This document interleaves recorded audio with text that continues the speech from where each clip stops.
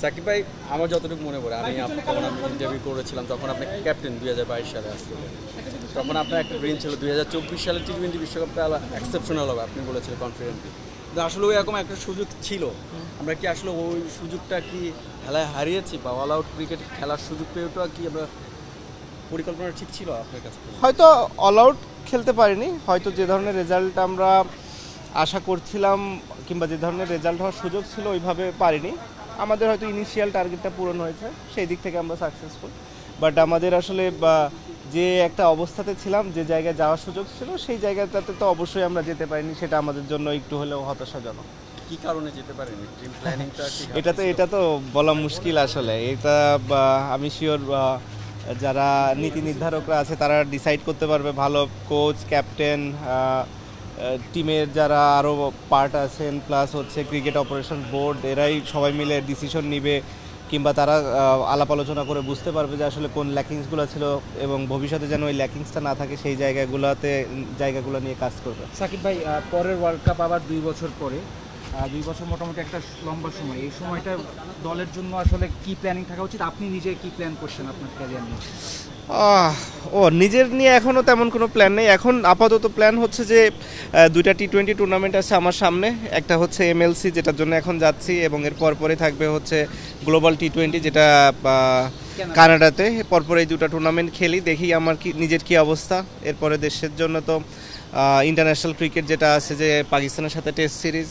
So আপাতত plan এতটুকুই, খুব বেশি আসলে প্ল্যান করিনি। নিজের বোঝার দরকার আছে, এবং এখন আসলে ওরকম সময় নেই যে আসলে 3 বছর 4 বছরের প্ল্যান করা। আমার মনে হয় 3 মাস 6 মাসের প্ল্যান করাটাই বেটার, এবং এর পরবর্তী প্ল্যানটা তারপরে। আপাতত এই পাকিস্তান সিরিজ পর্যন্তই প্ল্যান আছে। সাকিব ভাই, অনেক বছর ধরে ক্রিকেট খেলছেন, গণমাধ্যমে অনেক সময় দেখা যায় যে ভেতরের অনেক খবর চলে আসে। যে সিনিয়র ক্রিকেটার হিসেবে বিষয়টাকে কিভাবে দেখছেন, আর বিষয়টা আসা উচিত কিনা? রিসেন্টলি তাসকিন আহমেদের একটা ইস্যু এসেছে যে তিনি ঘুমিয়েছিলেন, তাই ইন্ডিয়ার এগেইনস্টে ম্যাচটা খেলতে পারেন। যেটা মিনিংটা হচ্ছে, এর আগে আমরা দেখেছি মাশরাফি ভাই আর আপনি এই বিষয়টা সিনিয়র ক্রিকেটার খুব সচেতন ছিল যে আমার ড্রেসিং রুমের কথা, আমার ঘরের কথা যেন বাইরে না যায়। সবসময় আমরা এটাও প্রচার করে আসছি, আপনি এই কথা বলছেন মাশরাফি ভাই। কিন্তু এইবারও এরকম একটা ঘটনা ঘটতে পারে আমাদের ঘরেও। আমি জানি না এটা কি জন্য হয়েছে, মেবি কোনো এক্সপ্লেনেশন দিতে গিয়ে হয়েছে কিনা জানি না, যে কি কারণে তাসকিন খেলে নাই। কারণ সে তো টিমের ভাইস ক্যাপ্টেন, বলতে গেলে অটোমেটিক চয়েস। তো যখন সে না খেলবে, স্বাভাবিকভাবে মানুষের মনে প্রশ্ন আসে। এখন সেটার এক্সপ্লেনেশন তো দিতে হবে। এখন সে কারণে বলেছে কিনা, যেই বলেছে, আমি সেটা তো বলতে পারবো না। আপনি কি জানেন ওই দিনে কি ঘটেছিল? তাসকিন কি রাইট টাইমে ছিল, বা তাসকিনকে আগের দিন বলা হয়েছিল? না, আসলে যেটা হয়েছিল যে টিমের বাস তো একটা সময়ে ছাড়ে, আর এটা আসলে ক্রিকেটের আমরা যারা প্লেয়ার আছি তাদের একটা রুলসই। নর্মালি বাস কখনোই ওয়েট করে না। যদি কেউ এরকম কখনো মিস করে, তারা হয়তো পরের গাড়ি নিয়ে আসে, কিংবা ম্যানেজারের গাড়ি থাকে, অথবা ট্যাক্সি থাকে, কিংবা থাকে। ওয়েস্ট ইন্ডিজ যেহেতু একটা ডিফিকাল্ট জায়গা, ওখানে আসলে এই ট্রান্সপোর্টেশনের সাপোর্টটা অনেক ডিফিকাল্ট ছিল। তো যখন তাসকিন আসলে পৌঁছেছিল মাঠে, অলমোস্ট টস হওয়ার হয়তো 5-10 মিনিট আগে, খুবই কাছাকাছি সময় আসলে। তো স্বাভাবিকভাবে ওই সময়টা ডিফিকাল্ট ছিল টিম ম্যানেজমেন্টের জন্য সিলেক্ট করা ওকে, কোন অবস্থাতে থাকে এরকম সিচুয়েশনে একটা প্লেয়ার, তার জন্য একটু ডিফিকাল্ট। স্বাভাবিকভাবে তাসকিনের পরে অ্যাপোলোজাইজ করেছে পুরো টিমের কাছে, টিমের সবাইও এটা খুবই স্বাভাবিকভাবেই নিয়েছে। মানুষের ক্ষেত্রে ভুল হতেই পারে, আনইনটেনশনাল ভুল সবারই হয়ে থাকে। সো ও সেটা স্বীকার করেছে, এবং তারপরে ওখানে এটা শেষ হয়ে গেছে। আমি ধরে নিলাম এটা সাকিব আল হাসানি হয়তো ঘুমিয়ে পড়েছেন, নানা কারণে।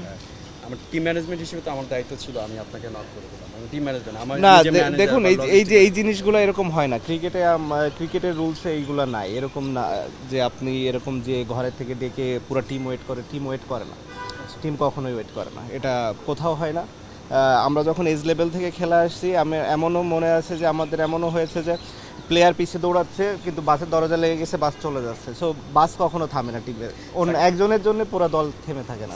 ভাই, যে কোচিং স্টাফ আছে সামনে, এই যে টি-20 ক্রিকেট, মানে টি-20 ক্রিকেট একটা আধিপত্য সব কিছু মিলে, আপনার কাছে মনে হয় যে ক্রিকেট এত ফাস্ট, এত অ্যানালাইজ করা হয়, ক্রিকেটার বা এত পরিশ্রম সব কিছু মিলে এই শর্টার ফরম্যাটের জন্য আসলে টি-20 জন্য আসলে বিশেষজ্ঞ কোচ দরকার, কোচিং স্টাফ দরকার সব সেক্টরে? ডিপেন্ড করে আসলে আমাদের ক্রিকেটের অবস্থাটা কেমন।